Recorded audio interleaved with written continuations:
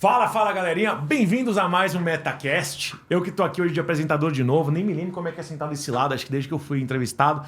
Fazer aquela parte que eu odeio, que é basicamente falar um texto decorado, que eu nem decorei ainda. Mas eu acho que vocês vão gostar do episódio de hoje por um motivo especial. Em comemoração ao Dia dos Pais aqui, eu tinha convidado um certo senhor para participar, e esse certo senhor me falou, senhor pode dizer, né, molecão, que quem convenceu ele a estar na blockchain foi o pai dele. Então, enquanto eu faço os agradecimentos normais, já pega, se inscreve, curte, o bagulho todo, sabe o que é? Marca os amigos que dá tempo ainda, porque vai ser um bate-papo bem legal. E enquanto vocês fazem isso, sério, joinha, tá? Enquanto vocês fazem isso, um agradecimento super especial, como sempre, ao Fortalk, a Bruna que corrigiu minha cara, pra variar, a Bruna Amaral, segue lá o arroba dela depois. A CoinLivre, nosso patrocinador master, para vocês que não estão acostumados ainda, tokenizadora e distribuidora de ativos com lastro. Belezinha? Estamos falando de sua carteira de hedge, sabe? Cata 1% dela e coloca com a gente. Quando esse episódio for ao ar, com certeza já vai estar disponível os ativos. Desde funding, projetos ESG, até token de crédito de carbono, tem tudo lá. E vocês vão ver quão fácil é. Tipo, sair do zero em 3 cliques, você chega até o teu investimento na tua carteira, que você é dono. Beleza? Então, voltando para cá, os nossos convidados de hoje me fizeram o favor de não mandar a mini bio. Mas tá tudo bem, porque a história desse... Eu nem sei como é que eu vou botar no thumb para vocês, porque são pai e filho, mas de perfis completamente diferentes. Então eu vou deixar eles se apresentarem. Vamos rodar a câmera, Cabide, deixar os nossos convidados aqui explicarem mais ou menos de onde eles vieram, porque assim, eu acho que logo no começo da conversa já tem o ponto principal. Como é que surgiu essa porra toda? Então, por favor, apresentem-se. E, spoiler rápido, temos de um lado, comunicador, jornalista, e do outro lado, gestor de fundo. É uma mistura de Guta e Virei Notícia com um Eric Chang que você já viu no episódio. Acho que vai ser legal. E aí, senhores, muito bem-vindos ao nosso episódio de hoje. Muito obrigado, deu certo a gente finalmente poder trazer vocês aqui. É isso, vou jogar pra vocês agora. Apresentem-se, a câmera é de vocês. Pô, qual das, no caso? A tua é aquela e a sua é esta. Perfeito. E a minha do meio, Ele já isso tá é muito preocupado estranho. com a coisa técnica. Jornalista publicitário é foda, né? Eu já tô cagando por isso. Então assim, onde a gente vai fazer corte? Então, eu sou Leonardo Cavalcante, né, formado em jornalismo, entrei nesse mercado, fazer cobertura de tecnologia, criptoativos, blockchain, e depois a gente vai abordar esse tema um pouco mais para frente, com mais calma, mas vim a convite, né, convidado pelo meu pai, né, ele que me trouxe para esse mercado. Geralmente é o caminho reverso, né, os filhos chamam os pais para, pô, essa tecnologia nova, bacana, legal demais. E comigo foi ao contrário, ele falou, pô, filho, estuda sobre isso, tem um futuro legal, começa a entrar nessa área, nesse mercado. E foi um pouco disso que aconteceu. Hoje em dia eu estou no BlockTrends, site de notícias, né? Já atuei... Projetaço, por sinal. Projetaço. Tô louco pra falar com o pessoal de lá. Você é só o primeiro. Pô, estamos mirando aí para ser uma Crypto EdTech, né? Lançar cursos, enfim. Atuei no Money Times, né? Onde, na verdade, eu estagiei, fui efetivado lá durante um tempo. E agora estou nessa startup. Você é tipo japonês, né? Você pode ter 18 anos, como você pode ter 38, a gente nunca vai saber. Você sabe aquelas caras completamente poker face? Se você me fala, eu tô no 5º emprego, eu tô no primeiro, eu não saberia a diferença. E o senhor Glauco? Você prometeu não chamar de senhor. Não, foi só a introdução. Como é que você entrou nesse mercado? Pode cortar o podcast. Como é que você entrou nesse mercado? De onde veio a ideia de mandar o teu filho e falar assim, mano, acorda aí, velho. Você já sabe mexer no iPhone? Deixa eu te ensinar. Como? O que aconteceu? Não, na verdade, minha história é um pouco mais longa, né? Porque eu sou mais velho, né? Mas começando no começo, a minha história pessoal, eu sou gestor de fundos, mas eu sou engenheiro de computação também. Eu entrei em 1989 no antigo Banco Garantia, uma história longa, eu fiquei 21 anos lá dentro. Conheceu o Trio Maravilha e mais o ex-presidente da minha faculdade. Eu fiz INSPER aqui, você conheceu o Cláudio Haddad, provavelmente. Com certeza, eu e trabalhei diretamente com o Cláudio. Nossa, show de bola. Tem muita história. Adoro o Garantia, adoro o Trio, muito legal. Então, tive o privilégio de viver lá dentro tudo do Garantia. Eu gosto de novidade, eu gosto de tudo que é novo, eu gosto de disruptar. Não gosto de nada velho. Eu já entrei no banco na parte de computação. E quando o Jorge chegou lá no meio do escritório, vamos comprar a Brahma? Você não surtou? Você estava escondido, eu era muito jovem. Eu entrei em 89 e falaram que tinha um cara que mandava muito banco, que era o tal de Marcel Teles. Mas ele tinha saído para um projeto secreto.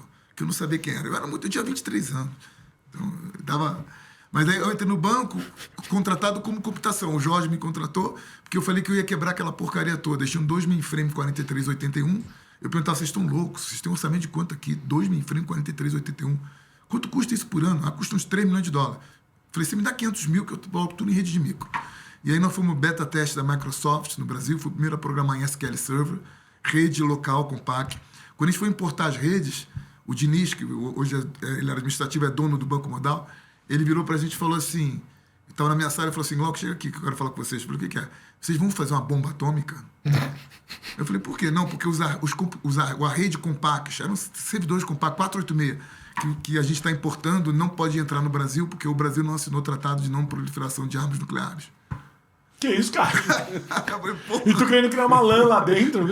Como assim? Aí nós tivemos que provar que não, que, putz, o Garantia foi um banco muito tecnológico desde cedo. Então a gente fez o sistema de risco. E aí deu tudo certo, já comecei disruptando aí. Aí fui para a tesouraria do banco, era normal isso, os engenheiros, né? Eu queria ganhar dinheiro, né? Aí eu fui para a tesouraria do banco. Em 98, o Credit Suisse adquiriu o Garantia. Eu falei, vou sair dessa porcaria aqui, porque eu não quero ficar nesse negócio. E foi nesse ano que eu nasci, só pra... É verdade. Eu nasci no Caralho, crise dos 40, o que aconteceu? Eu falei, eu não vou ficar aqui nesse negócio aqui, banco, grande, não tô afim. Andropausa, não gosto mais do meu trabalho, vou criar meu filho pra vender miçanga. Aí do nada ele virou jornalista, assim, caralho, mano, vamos trabalhar com a gente aí no mercado financeiro. Aí eu falei, eu vou sair daqui, não vou ficar trabalhando pra Morgan Stanley, era Goldman Sachs na época. Vou ficar trabalhando, não vou ser funcionário de banco. Meu negócio é fazer, que eu quero fazer uma coisa diferente. Cansei de ganhar dinheiro, vamos, sei lá, vender miçanga.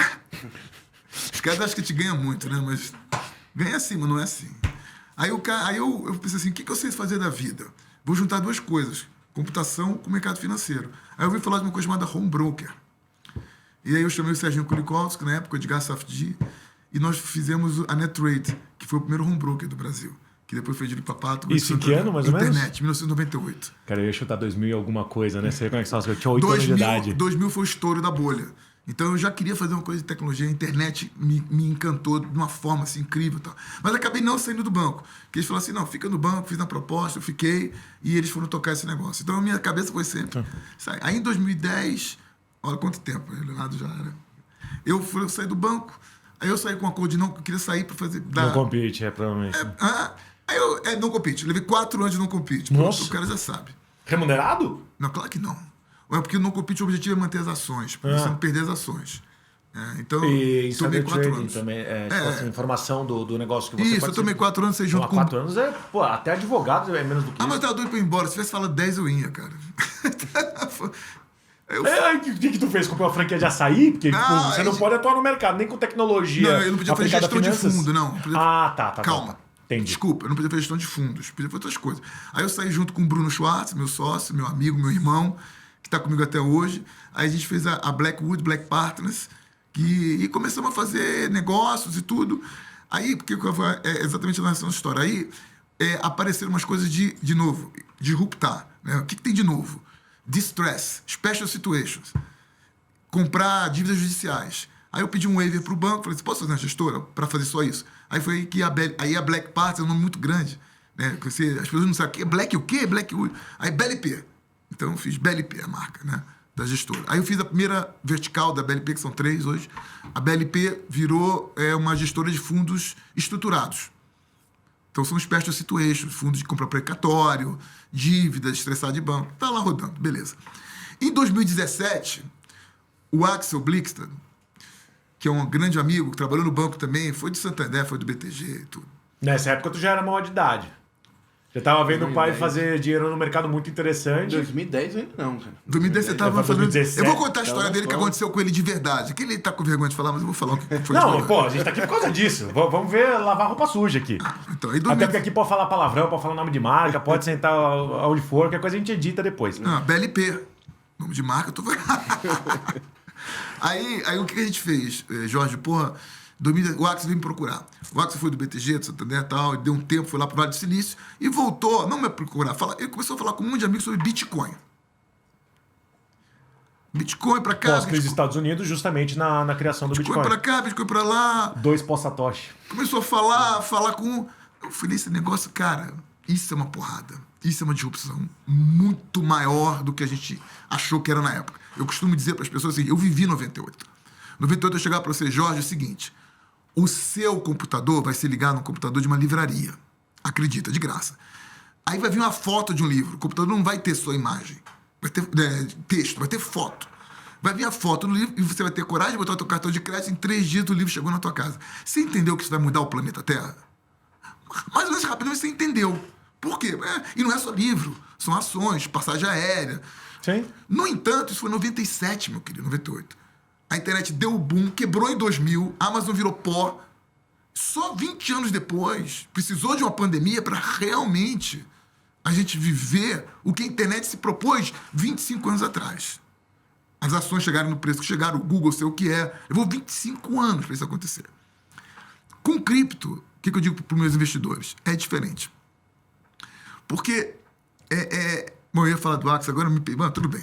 Não, eu só quero fazer uma ponte antes disso. Porque logo quando a gente teve essa mudança, principalmente da Web 1 para a Web 2, a maneira como a gente via o fluxo de compra, ou se você quiser a jornada do consumidor, mudou completamente, né? Porque você não precisava mais só fazer o outdoor, não era interessante. Só a experiência de loja do PDV não era interessante só. E depois o PDV deixou de ser físico e passou a ser majoritariamente virtual. Você teve um ponto de quebra aí, tem que lembrar qual ano que foi, que já se vendia mais coisa pela internet do que em ponto físico. Então, assim, eu quero fazer essa ponte porque volta para comunicação. Não especificamente jornalismo, mas comunicação. Então, o papel dos entes, de maneira geral, comunicadores, mudou completamente com a entrada da internet.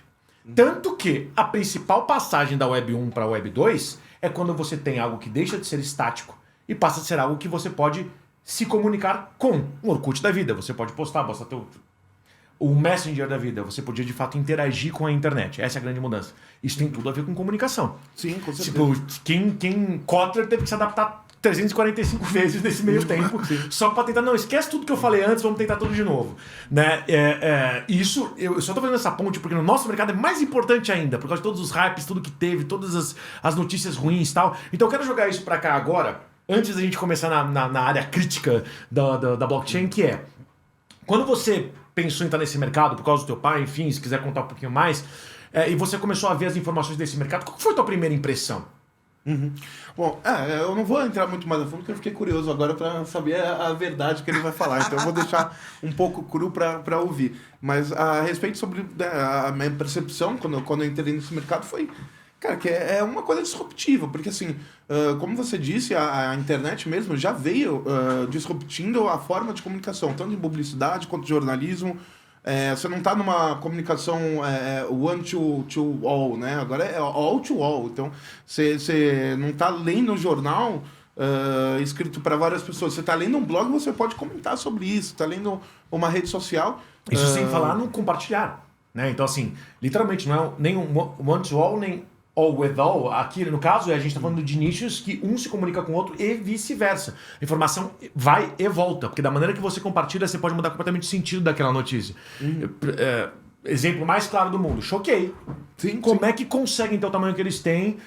Assim, eu sigo, mas tem muita coisa ali que você sabe que é desinformação, sabe? Eles têm, por causa do alcance deles, às vezes a desinformação fica mais relevante e mais crível do que a informação. Então mudou completamente, só que aí a gente já está um pouquinho mais pra frente, onde o Instagram passou a ser mais importante do que o jornal impresso. Mas aí nesse meio do caminho, teve uma mudança brutal. Eu sei porque eu estava estudando marketing nessa época. Teve uma mudança brutal. Tudo que ensinava na aula, você ultrapassou completamente. Você quer aprender marketing, esquece Kotler, vai aprender com o Alan Zoca. Ele entende mais, com o Casimiro. Sim. Não, ontem, se eu não me engano, o Vitalik que comentou, tweetou no Twitter um link para o blog dele, que enfim, eu leio aquele blog, eu falo que meu objetivo na vida é entender 10% do que ele escreve lá, porque é linguagem de programação total. Mas ele falou sobre o Community Notes, né, do Twitter, como é uma forma de mainstream de verificar a informação da mesma forma que é chegada em blockchain. Então, por conta disso, né, porque um Choquei da vida, ou enfim, essas formas de mídias, são repercutidas de várias formas. Formas de mídia, teve PR training aí, né? Essas formas de mídia. Esses veículos, enfim... Pra não ter o famoso processo. A namorada dele é pior. Eu tenho já um media training em casa. Em né? casa. Você vai lá falar no podcast hoje, tá bom então. Noite inteira foi... É exatamente isso. Eternamente. É uma advogada dentro de casa, fazendo as perguntas e respostas. Vou tentar sair do comum aqui, fazer as perguntas que ela não... E, mano, mas é isso, porque não só é rápida e all-to-all e share-to-all a informação, como é competitivo agora o ambiente, né? Você tá num ambiente digital, então você tá competindo com milhões de showcase, tá competindo com milhões de jornalistas sérios também, que fazem um trabalho bom, mas no final do dia você precisa ter o seu ganha-pão, o jornal precisa ter a receita dele. E você aí tá que tá o problema, né? Então, O que vende? é muito líquido e às vezes uma coisa vende por ser... Pois é. Não. Aí que eu queria chegar, porque agora vai voltar pra tua área. No nosso mercado, infelizmente, a gente não está no mundo belo de CAPM. Né? Quando a gente fala de o balanço da tal empresa saiu, isso já tinha sido calculado, estimado, compreendido pelo mercado. Né? Nada que você lê como notícia, de fato, você vai tomar uma decisão a partir disso que já não tenha sido colocada, precificada pelo mercado. No nosso mercado, você vê até pelo... Aliás, qualquer exemplo que você queira pegar, tirando quando tem pronunciamento oficial de, sei lá, aqui nos Estados Unidos, a maior parte das coisas, até a guerra da Rússia com a Ucrânia, demorou 3 dias para ser precificado no nosso mercado. Né? Você tem uma primeira fuga de capitais para ativos de maior segurança, depois volta para eles entenderem, não, ativo de segurança é blockchain, não o oposto. Enfim, você demora de 2 a 3 dias. E aqui vem o problema, onde a comunicação é mais relevante do que o pensamento coletivo objetivo de todo mundo. Ou melhor, né, em Rand, quando ela fala de a virtude do egoísmo, né? Então, na prática, o interesse de cada um dos entes no mercado forma de fato o mercado, o interesse egoísta de cada um. E tá tudo bem com isso. Por que eu citei isso para vocês? Porque hoje um Elon Musk acorda e fala, eu gosto de Shiba, pronto, explode. Hoje o presidente o Vladimir Putin fala, não, a gente vai ter uma CBDC nossa baseada em Ethereum, pronto. Então, assim, misturou um momento onde comunicação e o reflexo de mercado viraram coisas não simultâneas. E aí?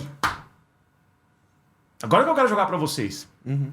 E aí? Como é que é no teu dia a dia de trabalho lidar com isso? Falando especificamente sobre ativos que tem a ver com o nosso mercado ou com a nossa tecnologia. E no teu dia a dia, como trabalhar essa informação sem fazer mal pro leitor?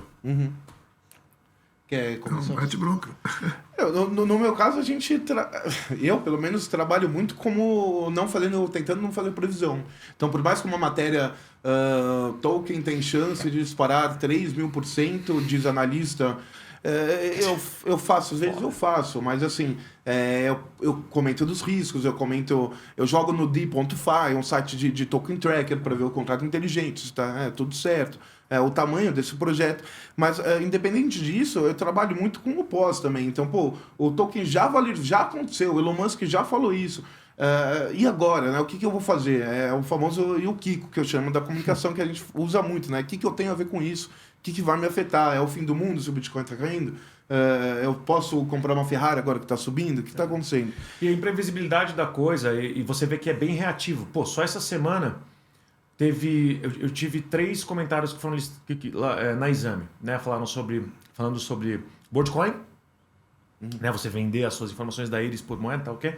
Falando sobre a Nucoin, e nem lembro qual que foi a última agora. Então, e olha que a gente está falando de mídia, e não eram só eles, tá? Eram outros também do nosso mercado. Bem Crypto, vários deles. E, cara, é pra você ver que os caras não estavam tão preparados, tanto eles não estavam preparados para qualquer tipo de alteração de mercado, que a matéria acaba vindo depois, e as perguntas acabam vindo depois que alguma coisa grande estourou. E isso tem uma diferença, lembra que eu tinha te falado? Eu adoro receber as coisas do Orlando e tal, porque é antes das coisas acontecerem. Não chega a ser uma previsão, mas de fato você está estudando sobre isso. O resto do mercado ficou reativo. E aí essa reatividade do mercado, infelizmente, influencia no preço dos ativos ali dentro. O que me preocupa pra caramba. Porque as pessoas parece que param de ver a lógica da coisa, né? Quando o cara fala, não, eu tenho que ir para ativos mais seguros e vai para ouro e sai do Bitcoin, eu falo, você não entendeu como é que isso aqui funciona, né?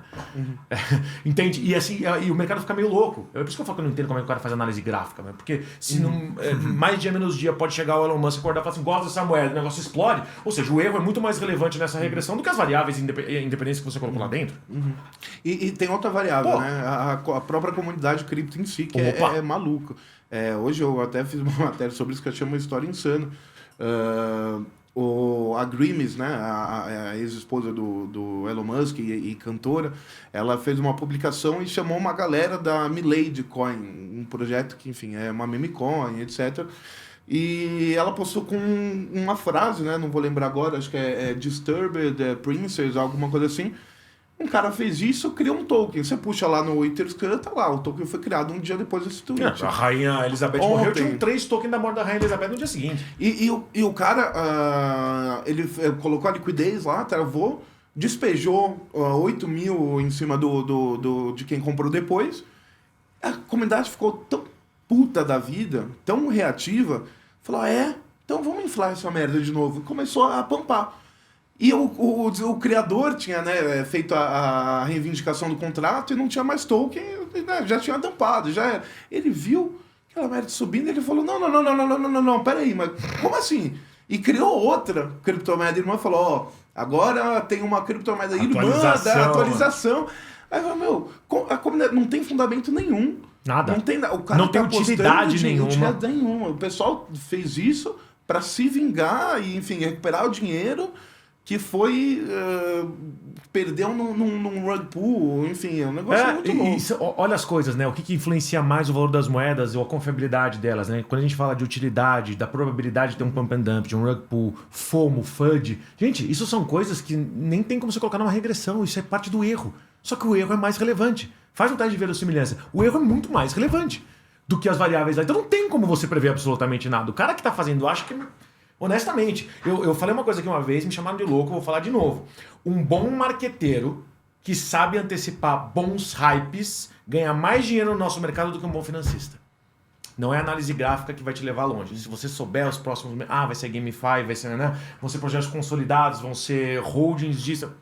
Vão ser os ETFs que vão lançar agora, os ETFs que vão ter paridade, é a legislação. O cara que entende mais movimentação de mercado e de marketing, vamos dizer assim, para mim, ganha mais dinheiro do que o financista tradicional.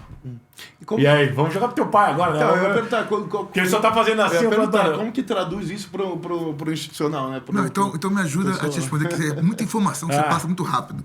Primeiro, sobre você não gosta de análise gráfica, então? Não, eu vejo o valor nela, mas no nosso mercado eu acho bizarro quem faz. E eu não tô falando de ativos de renda fixa, claro, né? Porque aqui é o que tudo bem, porque para mim a análise gráfica é o rabo abanando o cachorro. Então você tem que olhar, porque todo mundo olha. Então é uma profecia autorrealizável.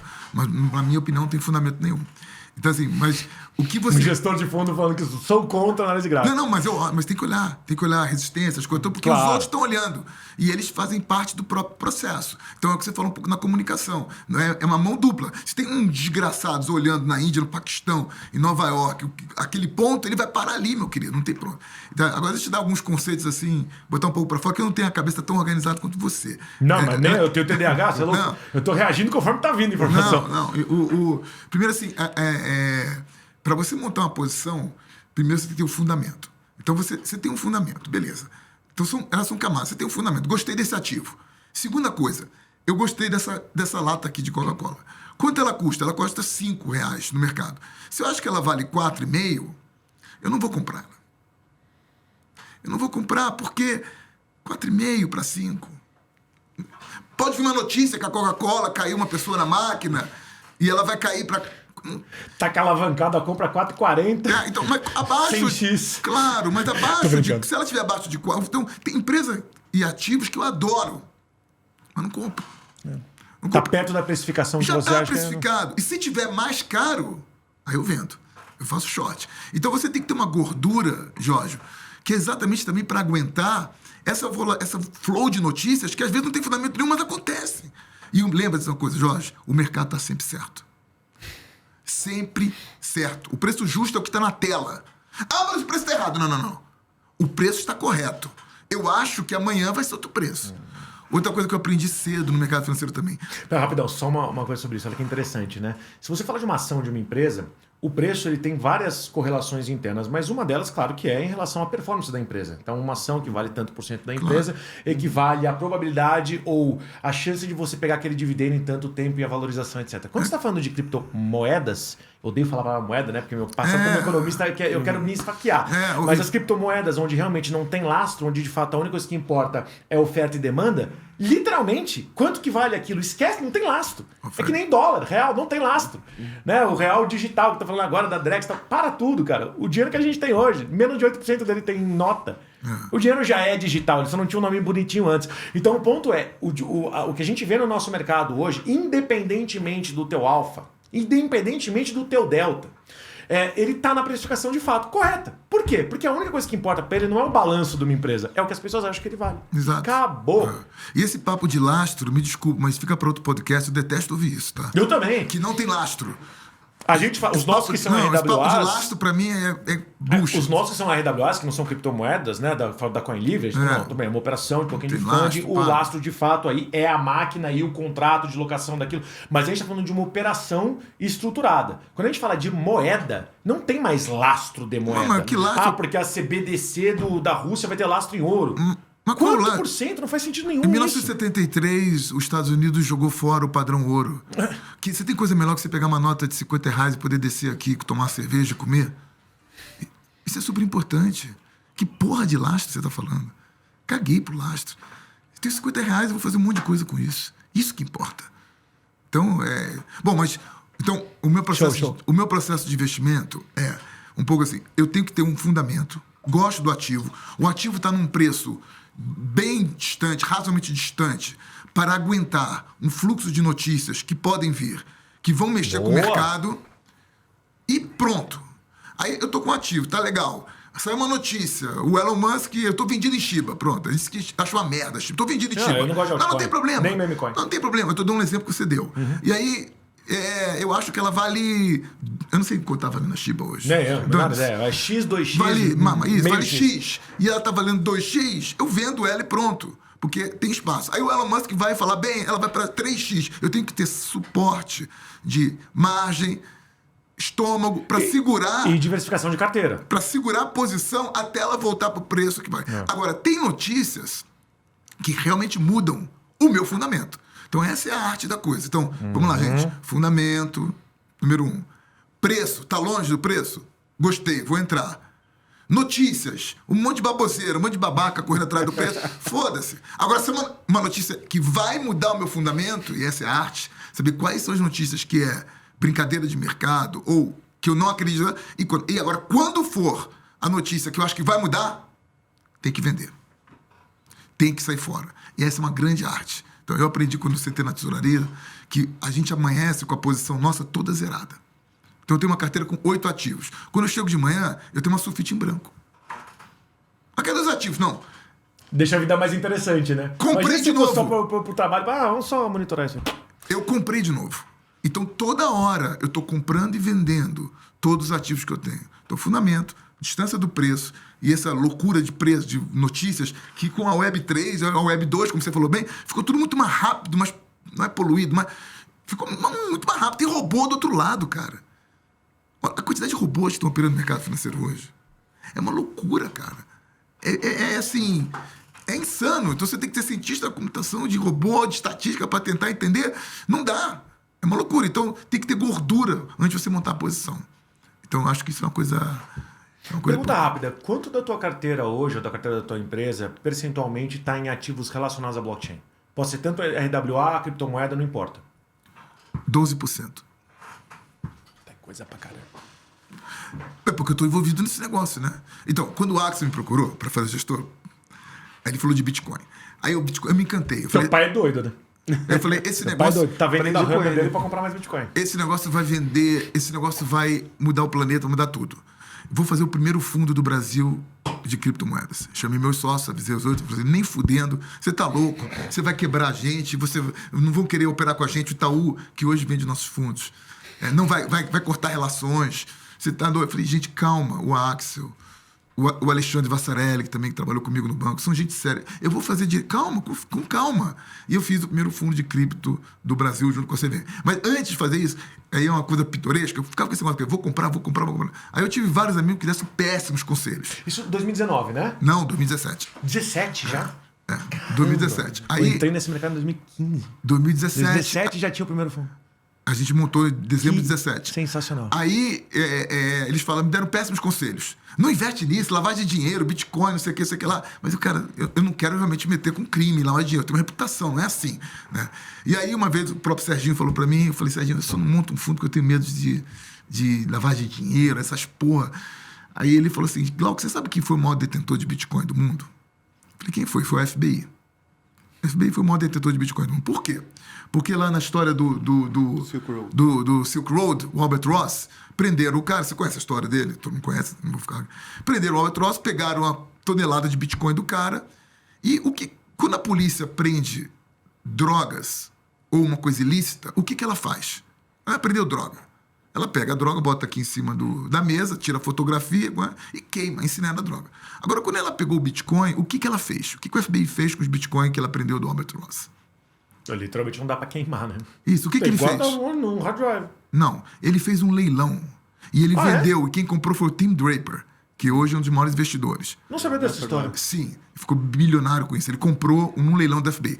Aí nesse dia eu pensei, cara, se o FBI pode vender Bitcoin, eu posso comprar. Axel, Alexandre, vamos montar o fundo. E aí nós partimos. Junto com a CVM, escrever um regulamento. E tem longa história para contar. A instrução 11... Normativa 11 de 2018, a gente teve o privilégio de escrever junto com o Daniel Maeda, da CVM, no mercado regulado. E foi essa história. Foi uma história fantástica para fazer. Aí, comecei com cripto, fundo, tá? Tem muita história para te contar. Né? Não, e o mais legal é que para as pessoas que estavam observando o mercado com esse ponto de vista, se você observou a criação do Pix, gente, é um ensaio para a CBDC. Exato. Ele é um ensaio para blockchain. A gente, tanto que somos os únicos a terem um Pix no mundo, somos os únicos hoje a terem um Pix crédito no mundo. Não, o Brasil é muito avançado. E o pessoal fala, não, porque não. Aliás, o Campos Neto, eu já falei aqui 3 vezes, ele precisava de um Nobel, velho. Ele precisava de algum prêmio. E ele tá querendo botar o nome dele na história. Tanto que a data de lançamento do CBDC para mercado final, nós, aqui, comprar pão de queijo, é o último dia da gestão dele. Concordo. Ele precisa de um prêmio. Concordo. O meu objetivo de vida é entrevistar ele aqui. Me desculpa, o meu amigo Ilan Goldfeld, eu estudei com ele uma vida inteira, Pércio Arida, o Armínio Fraga, que eu conheço eles todos, adoro eles todos. E não conheço o Roberto Campos tanto, mas ele tá arrebentando. Eu conheço todos os últimos ministros, todos eu conheci. Algumas vezes, inclusive a gente vai trazer 2 deles aqui. Que legal. O Meirelles e o Guedes, aqui até o final do ano, já estamos pegando uma coisa. Ele mas, que conhece assim, o Henrique Meirelles. O meu sonho... mesmo evento, inclusive, né? Por causa do Hans, provavelmente. E, cara, o Campos Neto, assim, foi muito competente. Muito competente. Mas cara, assim, o Pix foi genial. Foi, então, assim, mas aí fazer um paralelo entre o Pix. Para voltar um pouco, assim, esse eu queria dar o gancho. Porque assim, você perguntou para ele o que ele... Essa turma nova, assim, é interessante ver o Leonardo... Um dia o Leonardo me virou e me perguntou assim do começo, pai, como é que é esse negócio de mercado fechar? Como é que o mercado fecha? Então, o que eu quero dizer é o seguinte, essa molecada nova... O que é o circuit break? Ou melhor, né? O que é? Acabou o horário bancário. Oi, exato. Agora hora de pós-transação, de pré-mercado.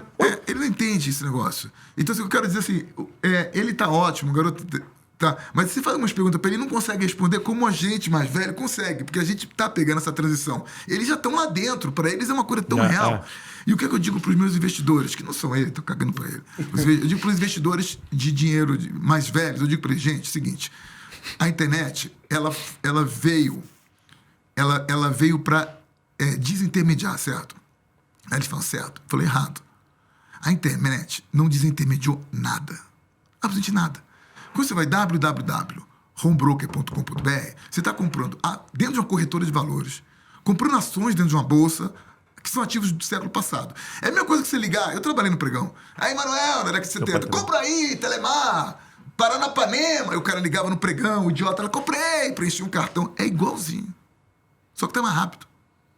www.decolar.com.br. Você está numa agência de viagem, meu querido. Comprando uma passagem aérea. Ele digitalizou o mercado tradicional. Não, ele digitalizou, ele deu velocidade, mudou o planeta Terra. Eu queria ter comprado o Amazon a $1 lá atrás. Sim. Fui do cacete. Fantástico, beleza. Só que agora é diferente. Agora é uma disrupção de verdade. Sim.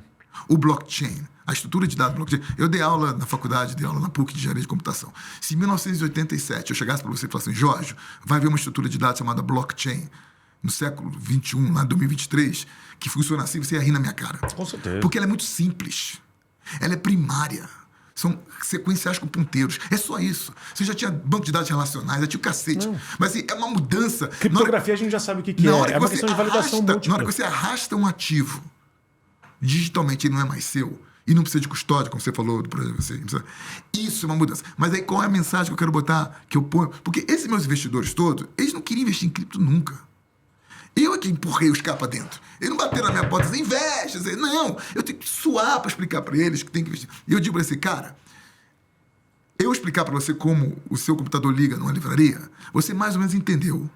3 meses depois você tem uma UX razoável, só que levou 25 anos para isso acontecer. Com a Web3, ela é bem diferente, porque é o seguinte, ela é mais difícil de explicar. Para eu te explicar, não vou precisar 2 frases, preciso de 1h30, se eu tiver sorte, Perfeito. ou dias, para te explicar realmente o que vai acontecer. E segundo, você não tem a UX ainda, a UX é uma merda, né, gente? Perfeito. É uma merda, que o pessoal né? já Não é que é uma merda, é horrível. Mas, gente, a Web 1 e a Web 2 foi feita para o consumidor.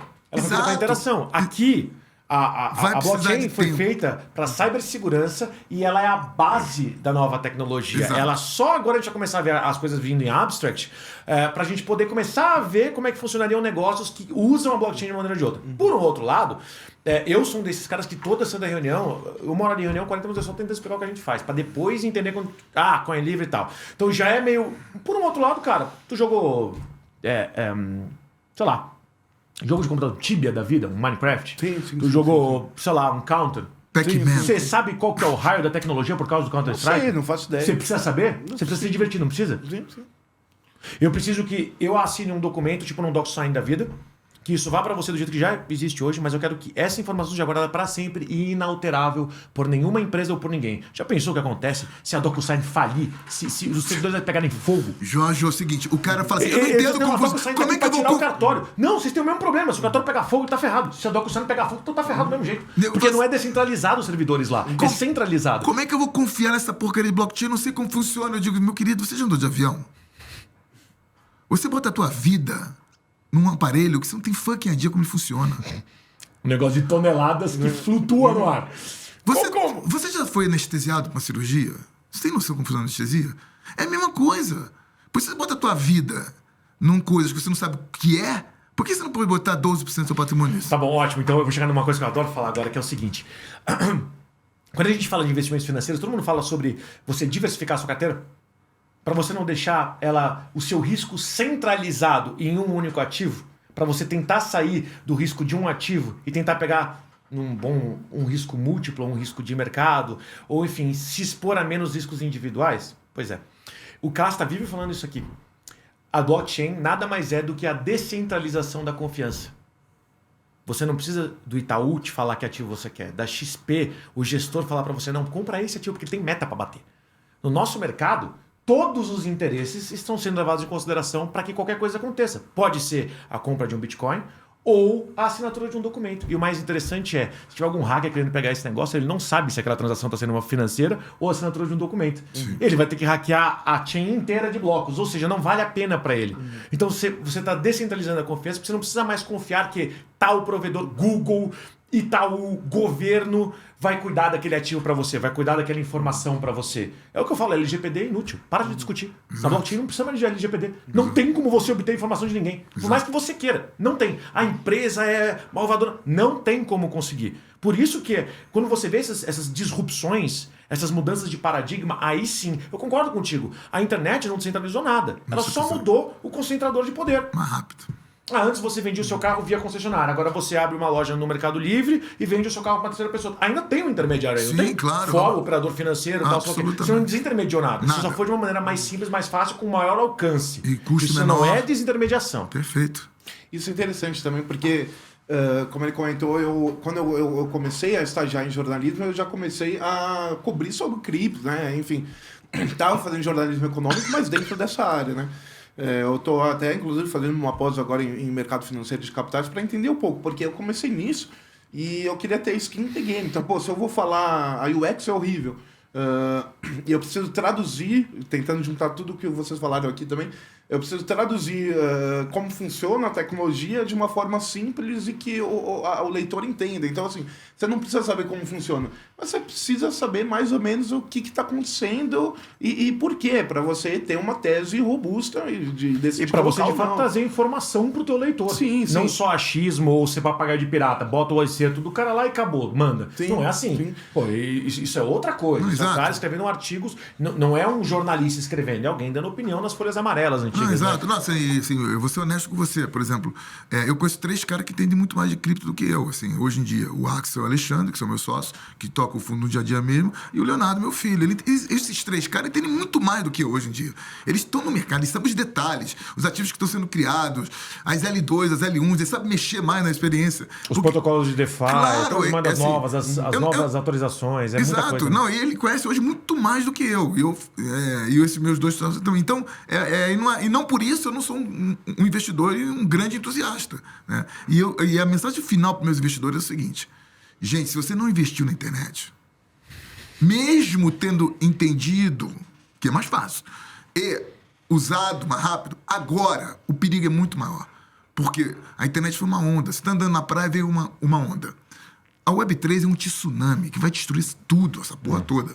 E se você não investir agora, você vai perder um rally muito grande. Você vai ser disruptado no teu negócio, na tua vida, nas tuas coisas. Pronto. Então, assim, o risco de não ter 5%, 2%, 1% do seu portfólio, se você tiver 2% do seu portfólio em cripto, você vai perder 2% se formos 3 malucos aqui conversando. Essa porra não vai dar em nada. Você perdeu 2%. Agora, se isso aqui acontecer de verdade... Próximo bull run você faz 10x, 15x. Então, assim, você não pode... Eu digo assim, muito para assim, fundos de pensão. Os caras que investem para long term, para 10 gerações para frente. 10 anos. Que bondes da vida. Gerações para frente. Eu sou um gestor de fundo de pensão. Não é meu caso, mas eu já faço gestão de fundo de pensão, mas outra. Super divertido. O cara é gestor de fundo de pensão. Você faz gestão de fundo de pensão para quê? Não é para CDI daqui a 2 dias. Daqui a 1 mês, não. É para uma próxima geração. É uma próxima geração. Aí você tá vendo esse mundo todo que tá acontecendo. Cara, você não vai botar 0,5% do patrimônio teu nesse negócio. Quem vai chegar em 2035? 2040, ele vai dizer assim: Jorge, onde você estava em 2023 que você não investiu 1% do fundo, 0,5% nessa tecnologia nova? Porque se estiver errado, 0,5% em 10 anos, vai perder 0,5 bips do teu investimento. Não, e vamos então, lá, assim, o que a galera às vezes crime não você não estar investido hoje. Um crime você não está investido. Tem uma coisa que me incomoda, que é o seguinte: muita gente que tem o pé atrás com muitas... Porque daí esquece agora o Bitcoin, tá? Porque esse é o problema, né? É o hype, os problemas que aconteceram com um ou outro player, não com a tecnologia. As pessoas que são contra, ou muito fanáticas a favor, raramente entendem o que a tecnologia está representando ali. Blockchain é do bem e Bitcoin é do mal. É que o ponto para mim é o seguinte, vamos lá. Não é à toa que a gente chama de Web3. Porque muitas das pessoas acham que é um fork. Ou a blockchain está certa, ou vai ser outra coisa. Não tem ou. Você conhece alguma empresa que está na Web 1 ainda? Não tem foi para Web 2, todo mundo que se adapte, meu irmão. Se tu não tá postando coisa no Instagram da tua empresa, você está para trás. Tu tá fazendo anúncio em jornal local de um pedacinho desse tamanho, você não tá. É até estranho. E a empresa não tem nem Instagram? Essa empresa é suspeita, hein? Então, foi da Web 2. Uma empresa que não tem Instagram... Ela existe mesmo? Se você é um profissional autônomo que não tem contas sociais, LinkedIn, isso é Web 2. O Web 2.5 já está entrando aí, porque é tecnologia de um lado e interação do outro. O Web 3 não tem outra opção. É um caminho natural da tecnologia o que acabou de acontecer. É fácil? Não. Estamos aqui. A primeira vez que falamos de criptografia com descentralização foi em 1995, se não me engano. A primeira Satoshi, 2008. Até a implementação, a primeira venda do Pizza Day e tal. E de fato acontecer 2012, 13. As primeiras grandes movimentações das baleias demorou. Mas tudo bem. Agora que está aqui, não tem voltar atrás. Não tem alguém falar, tive uma ideia melhor. Pode ter o Web 4 daqui a sei lá quantos anos, mas não tem uma ideia melhor. Não tem nada melhor do que isso hoje. Isso que, inclusive, que impulsionou as vendas dos Ethereum Name Service, né? O pessoal queria identificador na Web3, mas, garantir... Inclusive, uma coisa paralela que aconteceu muito curioso foi na mudança do Twitter para o X. Não sei se você viu que o usuário que tinha o X há mais de 13 anos, ou 11 anos, algo assim, ele perdeu. Ele recebeu um e-mail da empresa falando, olha, a gente está mudando de nome, A gente vai precisar do seu handle, né, do Twitter, você tem o X, a gente agora vai te sugerir X 123456789 87654321. E o Twitter pegou o usuário X para ele. Assim, pode fazer isso? Pode, é a empresa, ele tá te emprestando o nome de usuário. Na Web3, não, todos os seus ativos são seus. Tanto seu nome de usuário, quanto um skin do seu jogo, os seus ativos. Os seus documentos. Os documentos, tudo. E é uma coisa assim, a UX, como eu falei, eu tento ter skin the game. Então, eu tenho minha MetaMask, eu faço bridge para tentar aprender como funciona. Todo dia eu tô lá. Na base tentativa e erro mesmo, é isso mesmo. Entendeu? Eu já mandei para endereço errado, já perdi, já gastei muito dinheiro em gasto. Já coloquei moeda de uma rede em outra rede e não consegui sacar de volta depois. Todas essas porcarias eu também já fiz lá no começo. Exato, é aprender, entendeu? Mas agora, isso que para unir com o que ele tá falando. Quando eu vou, sei lá, por exemplo, pegar... no mercado tradicional eu invisto mais em fundos de investimentos, né? Porque, sem um idiota que sai às 9 da manhã e volta para casa às 9 da noite para ficar vendo ativo, etc. Ele trabalha com isso, tudo bem, eu pago 2,20 e acabou. Ele gera meus ativos. Por mim, eu adoro fundo de investimento por isso. Eu não tenho tempo de ficar vendo meus ativos. Mas às vezes eu compro uma e outra ação, por exemplo. Mas agora você vai ter fundo também multimercado que, aliás, os fundos multimercado já podem comercializar muita coisa do nosso precatórios, antecipação de recebíveis, equity crowdfunding, né, que é o que o mercado Bitcoin está fazendo agora na iniciativa deles, e falta um. Fora todos os utility, claro. E falta um outro mercado que também já pode. O ponto é que todos eles vão ter parte disso na carteira agora. A questão só que é aquela coisa meio Brasil, né? Tipo assim, vamos lá, vamos voltar para uma XP da vida. Eles só podem oferecer para você o que tiver a ver com o teu perfil de investimento. Que tipo de rating ou classificação você vai ter que passar nesses entes tradicionais, já que você não tem tempo ou não pode, para você poder ter acesso a esse tipo de ativo? Isso me parece meio ridículo. E aí, cara, eu tenho um comentário que vai muito em linha com o que você tinha comentado antes, mas é o seguinte, né? Tem macro tendência de mercado. Eu falo já há 3 anos e meio, tranquilamente, sobre o X, do Elon Musk. Ele falou há 5 anos atrás que ele ia fazer. Ele foi na China, ele viu o WeChat e falou: eu vou fazer um maior e melhor. E o nome vai ser X. E eu falei sobre isso, falei, quando um bilionário autodidata que aprendeu ciência de foguetes conseguiu fazer tudo o que ele fez até agora fora do espaço, ele fala, vou criar um super aplicativo, acredita, ele vai criar, ele tem dinheiro para isso, ele tem recurso para isso, ele vai ter as melhores pessoas do mundo. Até porque, diferentemente de ciência de foguetes, o WeChat já foi criado. Ele sabe muito bem como fazer aquilo, ele teve aquela experiência. Todo mundo me chamava de louco. Tá o X aí, finalmente. Aí o cara é o guru. Não, eu só li notícia, básico, acompanha as pessoas que estão fazendo no mercado. Beleza. Por que eu dei esse exemplo agora? Quando você vê a BlackRock falando, a gente vai liberar ETF de Bitcoin. Quando você vê a lista dos 12 maiores operadores financeiros americanos e vê que eles juntos têm 17 tri entre ativos e opções que envolvem Bitcoin e Ethereum, 17 tri. Meu irmão, essas são as baleias que estão enchendo. Toda vez que você tem vê o Bitcoin caindo e fala, não, vou vender também, estou desesperado. Toda vez é eles que estão enchendo de Bitcoin. Sim. Olha as carteiras. Essa é a parte mais sensacional da transparência. Olha as baleias. Quem são essas baleias? Quando você vê opções de um ente só, de 6,3 tri, que é a BlackRock, fora isso que nem liberaram o ETF ainda. Meu irmão, e aí toda coisa, não, diminui 10% do valor do Bitcoin. Eles vão lá e compram dezenas de bilhões de dólares. Os caras já mandam no mundo. O que você não entendeu ainda? Saca? Se o Elon Musk, com uma ideiazinha, pôs pra acontecer em 5 anos, com muito menos dinheiro do que isso, o que a BlackRock não consegue fazer com esse mercado?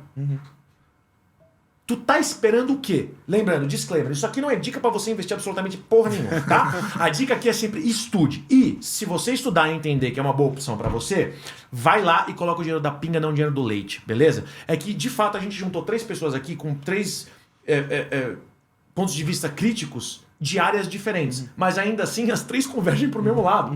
Tipo, o que essa galera tá fazendo? Que ele tá tentando fazer FUD com um projeto online, tá ligado? Para de ser hater, meu irmão. Sabe, esse é o mesmo cara que vai entrando em subcelebridade falando como você tá gorda hoje. Para, velho. Vai arrumar o que fazer. É que eu sou criptonativo também, né?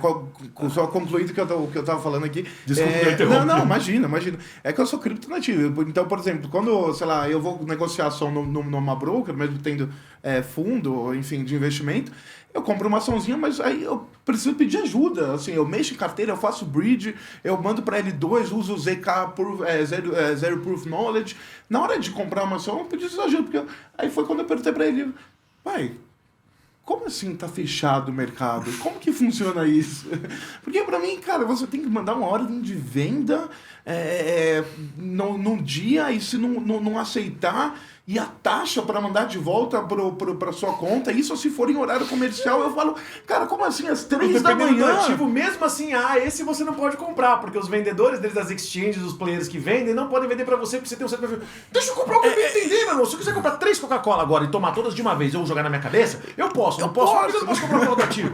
Tem que pedir a permissão pra alguém. É o meu dinheiro. Aí eu falo, portabilidade, porque eu falei, meu, o que tá acontecendo? Por isso que eu tô fazendo essa pós de mercado tradicional, porque eu falo, meu, que absurdo é isso? Então, assim, eu fiquei em choque, assim, é óbvio, eu já sabia disso, mas ver na prática, comprando uma ação, eu senti na pele o que é isso. Cara, e eu falei, não e é não bizarro faz isso, porque se sentido. você acompanha um pouco de tecnologia, desde que a gente começou a falar de internet das coisas, nem tô falando de AI ainda, depois passou pela crise dos chips e a substituição pelos arduinos, e quão simples era aquilo. E agora a gente sabe quão leve é operar na blockchain. Cara, você vai poder ter uma AI na sua torradeira. Sim.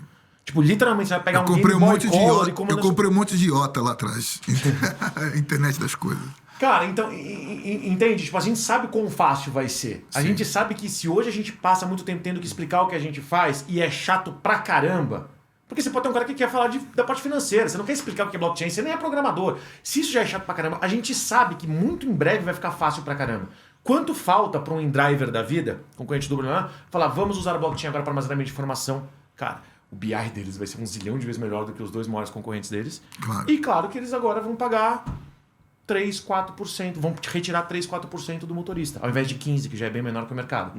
Você vai saber que aquilo é blockchain? Provavelmente não. Mas você vai usar? Por quê? Porque todos os motoristas estão indo para lá. É aí que você vai ver a diferença. Mas daí você não vai ter que mais explicar o que é blockchain. Sim. Aí não precisa mais. Você tá vendo? Assim, ele tem mais, na idade dele e tudo, ele tem mais facilidade, ele entende muito mais do que eu nesse nível. Então, o que eu quero dizer assim, as coisas que eu entendo, que eu enxergo, são diferentes dele, da idade dele, e para ele ter. E você tá no meio do caminho, que a gente tem idade aqui, mais ou menos no meio do caminho. E Eu isso sou um cara viciado por conhecimento que resolveu entender a escola austríaca e estudo cíclico de econômico, tem até lá, Ayn Rand, várias coisinhas dela lá, tal, enfim. Para poder entender que raio que está acontecendo. Isso é um desafio. E aí, voltando à tua pergunta do jornalismo, né? Eu queria fazer o link aqui com o que você falou do jornalismo. Qual foi a verdadeira história deles? Eu digo o seguinte, pai e filho, né? Os pais querem orientar o filho para a melhor coisa que eles acham que pode ser bom. Mas o que é bom para orientar os filhos é você tentar olhar o seu filho dentro de tudo que está acontecendo. Então, quando ele saiu do segundo grau, que ele era vagabundo na última, né, do segundo grau, né? E ele falou, o que você vai fazer vestibular, Leonardo? Eu falei, sei lá, vou fazer nada ligado com humanas, eu quero fazer coisa ligada com humanas. E ele escreve muito bem. Já escreveu 2 livros, né? Não, um está escrevendo o outro agora, né? Só, desculpa, esse é um detalhe. Eu via, minha irmã é formada em engenharia, ele é engenheiro, a família toda exata. Eu falei, eu não quero exato, eu mercado financeiro. Eu não aguento mais ver um Longe gráfico disso, na minha eu não quero. frente. Aí eu falei, cara, aí você vai fazer então direito. Ele estudou 2 anos de direito. Por quê? Porque o meu mundo também, eu falei... Adorou, pelo jeito. Você gosta de escrever, vai fazer direito. E aí deu ruim, né? Deu ruim, até um belo dia ele jurou pra mim, sentou na e falou assim, pai, vou fazer jornalismo. Eu falei, puta que pariu. Eu tô do lado que comete crime. Tá bom, vai fazer jornalismo, tá. Aí eu falei, cara, mas vestibular é daqui a 3 semanas e você não fez segundo grau direito, né? Como é que vai fazer jornalismo? Aí ele fez o Mackenzie, fez 2... Adoro o Mackenzie. Aí ele fez 1 mês e pouquinho de cursinho lá no Hexágono, né? O Hexágono. Aí ele fez a prova de vestibular. Aí ele tirou 1 em física, 0 em biologia.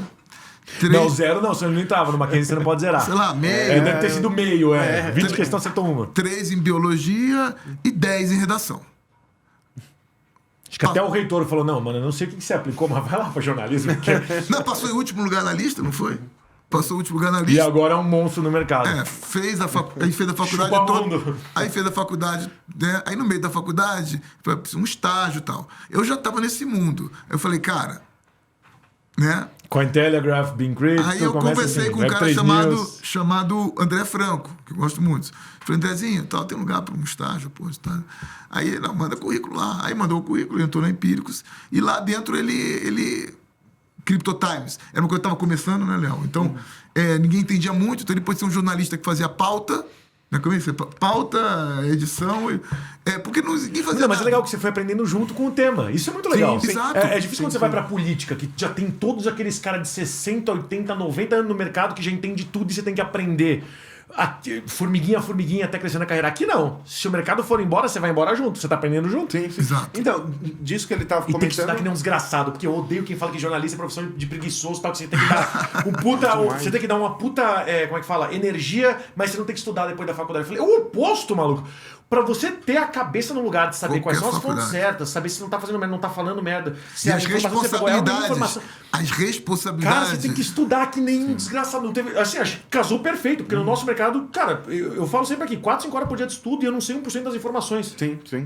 Tu imagina você, tu deve estudar mais do que trabalhar aqui. Pô, é uma loucura isso. Eu tenho algumas listas no Twitter que eu separo por mídia, personalidades, tech, etc. E eu gasto algumas horas por dia vendo, aí eu estudo, aí eu vou mais aprofundando no que eu quero, porque tem vários setores, né? Mas só complementando, eu entrei na Empíricos, eu entrei como branded content, né? Então não era ainda jornalismo editorial, era fazer peça publicitária misturada com jornalismo, chamar pro call to action. Sim. E eu fazia pra... vendo como é que performa e tal. Sim, eu fazia o ex-promo do link lá e fazia como um mini copy, né? Um mini copyright. E eu fazia isso para todos os produtos de relatórios, né, da casa. Então, eles têm vacas leiteiras, que, as grandes que pagam dividendos, eles têm sobre renda fixa. Eu escrevia sobre tudo isso, colocava o call to action. Só que o que vendia mesmo, o que eu escrevia, era sobre cripto, porque era uma coisa que eu gostava, que ele conversava comigo, que eu me interessei. É inovador pro veículo que você tava naquela época. Quem que falava sobre isso? Não, conversava não. Não é que eu conversava com ele sobre... Eu comecei a perguntar coisas sobre cripto. É diferente. Eu comecei a demandar a ele. Me explica esse negócio. Isso é genial. Porque você já é o gestor de fundo. É muito legal ver isso. Você foi o cara que indicou ele pro mercado e você agora tá vendo que, por causa do tempo que ele tá passando estudando sobre isso, ele tem provavelmente mais acesso à informação mais muito nova. Muito mais. E mais atualizada. Muito e você mais. começa a demandar dele. Muito legal. Que ciclo, muito legal. Aí o Crypto Times, que é o jornal lá o Money Times, na realidade, que é o jornal do grupo Empíricos, agora BTG, tava precisando de um jornalista para escrever sobre cripto, né? Para o segmento caderno de criptoativos do portal, que é o Crypto Times. E aí eu fui emprestado, na realidade, por uma semaninha, e o pessoal gostou de mim, eu gostei dele, o gestor, meu gestor é incrível, foi incrível comigo, Márcio Giuliboni, puta jornalista também, adoro ele. E, me ensinou sobre, né, me ensinou mais sobre a estrutura de jornalismo, como fazer jornalismo, etc. Mais coisa como pauta de cripto, né? Informação, fonte, correr atrás do que é, ver, separar a verdade da mentira. Isso em cripto era tudo eu, porque eu que mais entendia lá sobre esse assunto, né? E uma área que precisa disso urgentemente. Não, precisa de filtro, cara. Filtro sem viés, isso é o mais importante. Não é filtração. Vamos falar aquelas coisas que são notícia negativa, porque esse que é o problema, né? O hype negativo. Ou só vamos falar daquelas coisas que atendem a nossa agenda. Então eu nem quero falar as palavras para não ser processado, né? Mas enfim, é isso que ferra. É por isso que você perdeu. Eu perdi muito confiança no jornalismo de maneira geral, no jornalismo tradicional. Porque ao contrário, pelo menos nos Estados Unidos, que lá é aberto. Esse jornal tem um posicionamento de direita ou de esquerda, ou é pró isso, ou é pró aquilo. Aqui não. Aqui, por exemplo, a Globo é informação. Todo mundo acha como se não tivesse uma pauta, uma agenda política, interesses próprios e tal, sei lá o quê. Gente, pelo amor de Deus, né? O brasileiro é muito... Vamos parar um pouquinho. Todas têm, e tá tudo bem, só que eles não se sentem obrigados a falar. As nossas vitrines das lojas no shopping são obrigadas a falar o preço daquilo. Mas a fonte de informação do brasileiro em rede aberta, ainda se fosse fechada, tudo bem, você tá pagando por aquilo, não é obrigado a falar posicionamento. Cara, você tá de sacanagem. Então a informação toda que você obtém é viesada. Seja viesada baseada em direcionamento top-down, da cadeia de diretores daquela empresa, ou viesada baseado no que vende mais. Aí é uma coisa mais mercado. Aí você não pode nem criticar. Bom, a notícia negativa vende mais, o escândalo vende mais do que a notícia positiva. Lembra que você assistia Jornal Nacional e aí só os últimos 5 minutos eram notícias boas? Porque eles só cacetaram em cima de você, e aí no finalzinho tinha que ter notícia boa pra você não passar teu tempo mal e não ficar chateado e desligar e não ver a novela. Lembra disso? Mas isso é um viés. Não, eu não lembro disso. Eu não sabia disso. Tô aprendendo agora. Pois é, mas isso é um viés. Eu tô aprendendo agora. Na internet não tem esse viés. Eles não sabem qual notícia está chegando antes para você, qual foi mais compartilhada e vai vir para você. Então eles não fazem essa construção, pelo menos na internet, nos veículos modernos, de eu vou falar primeiro notícia negativa e depois positiva. Não tem isso. Eles têm que conquistar o público com aquela notícia. E a notícia tem que ser útil. No nosso mercado, eu acho que ela tem que ser útil acima de tudo. Do mesmo jeito que eu falo que as moedas têm que ter utilidade, a notícia também tem que ter utilidade. Sim, sim. Se você tá só cacetando em cima, FTX, isso e aquilo, você tá trazendo notícia ou você tá dando opinião? Porque seja claro. Sim. Eu tive uma aula na faculdade que agora eu lembrei que me marcou, foi de semiótica do jornalismo, né? Puta, eles mostraram uma reportagem sobre, se eu não me engano, era o Alckmin, em alguma eleição, não vou me lembrar qual agora, e a reportagem focava nele, porque centenas de pessoas saíram às ruas para cumprimentar o candidato e o foco da câmera estava fechado. Então, realmente, estava ele e uns braços lá. Só que em outro jornal, não falava centenas de pessoas. O Geraldo Alckmin foi recebido por algumas pessoas e uma câmera aberta. E tinham poucas pessoas lá. E mais 3, 4 vira-lata caramelo. E então, 2 vendedores de sorvete e 1 de cerveja, é isso. Então, assim, narrativa... Tá contra ele ou tudo contra ele, né? Se interpreta como vocês quiserem, enfim. Narrativa mediática sempre existiu, sempre vai existir, só que tem que existir com uma responsabilidade ao leitor, Pois entendeu? ótimo. O médico não tem o juramento hipocrático? A gente não faz um juramento quando eu sou administrador, enfim, você não tem um juramento ali, ninguém prestou atenção nisso, né? Não. É como se a imprensa antes fosse imune. Agora piorou, porque agora a gente está vivendo um momento de censura péssimo. Quem não está preocupado é a imprensa que está do lado do rei. Entendeu? O que você quiser, porque senão até o nosso canal vai cair. Enfim. Mas como disse Benjamin Franklin, eu prefiro viver num país sem governo e com imprensa do que num país com governo e sem imprensa. Perfeito. Senhores, infelizmente o tempo é curto. Vocês já sabem que vão voltar outra vez. Já tem um painelzinho preparado. Falei inclusive com teu filho. Mas vai ter cerveja? Você falou que tinha... Vamos ter cerveja, porque vai ser sexta-feira. Você falou que tinha e não tem. É verdade. Hoje faltou cerveja. Enfim, eu queria momentos finais, os dois. Câmera, vocês câmera. Se quiser fazer propaganda, dar uma mensagem final, agradecer a mãe, o papo, vender curso sobre vender curso. Você sabe como é que funciona. Então fiquem à vontade. Primeiro os mais velhos ou os mais jovens? Os mais velhos. Deixa eu tirar o chefe ligando. Não, a minha mensagem é BLP Cripto, nosso fundo de investimento, www.blpcrypto.com.br, investir nos nossos fundos. A gente não sabe quem vão ser os cavalos campeões. Eu digo assim, alguém que investiu na internet, há anos atrás investiu no Yahoo, no Orkut e na eBay, acertou a internet e perdeu todos os ativos. O que a gente tenta lá no nosso fundo, BLP Cripto? Escolher os melhores ativos em cada função utilidade, como você colocou. Então a minha propaganda é fundos BLP Cripto. Mas se tudo der certo, vocês vão ter ativos nossos também da Coin Livre. Ótimo. Isso aí a partir do mês que vem já vamos, se Deus quiser, fazer uma parceria legal. Tua vez, Lindão. Acessar lá o portal de notícias, o Block Trends. Eu produzo um conteúdo bacana, sempre com responsabilidade. A gente vai começar a lançar alguns cursos em breve, isso é tudo que eu posso falar, mas já lançamos um curso bacana sobre desenvolvimento blockchain, né? Inclusive eu fiquei de passar algumas informações. Programação Solid, etc., em parceria com uma faculdade, então tem selo MEC, bem bacana. Ficar ligado porque a gente está só no começo e vai ter bastante novidade legal para vir. Acho que é isso. É isso aí, gente. Agradecer mais uma vez a audiência. Não se esqueçam de ativar o sininho, se inscrever, curtir aquele Paranauê todo e entrar na comunidade do Discord. Mais uma vez agradecendo vocês que a gente saiu de... Criamos a comunidade há menos de um mês, já estamos com 400 pessoas. Então, agradecer muito e sempre prometer adicionar eles na comunidade, por a comunidade de vocês, tirar o máximo de informação. E se vocês ainda não se inscreveram... Você mandou o arroba, inclusive? Do canal? Já manda o arroba, então. Então, o meu Instagram é pessoal, mas tem o Instagram do BlockTrends, que é @BlockTrendsBR. Se você ainda não segue a Blockchain, eu duvido, porque se o cara tá aqui, normalmente a nossa galera é mais B2B, é mais empreendedor. Tá? Se vocês ainda não estão inscritos no Blockchain, eu não sei o que vocês têm na cabeça.